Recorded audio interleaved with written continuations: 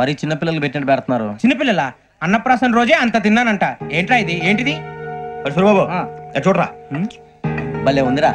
ఏ నవాబుదో building అది. ఇలాంటివంటే నాకు బాగా ఇంట్రెస్ట్ రా. మనకి చదువు తప్ప అని ఇంట్రెస్టే. తినా మనం ఒకసారి అక్కడికి వెళ్ళాలిరా. రాత్రులు వద్దురా, పగలు వెళ్దాం. మా టీవీ న్యూస్ కు స్వాగతం.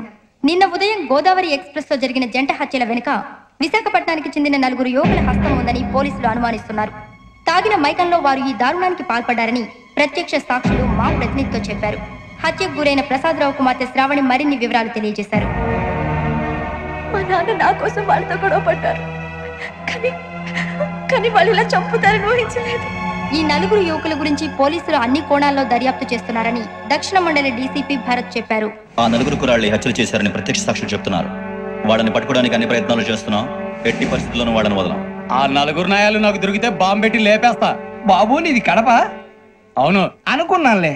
ఏమయ్యా, మీరు కూడా ఆ ట్రైన్ కేగా వచ్చింది? కొంపదీసి ఆ 4 మీరేనా ఏంటి?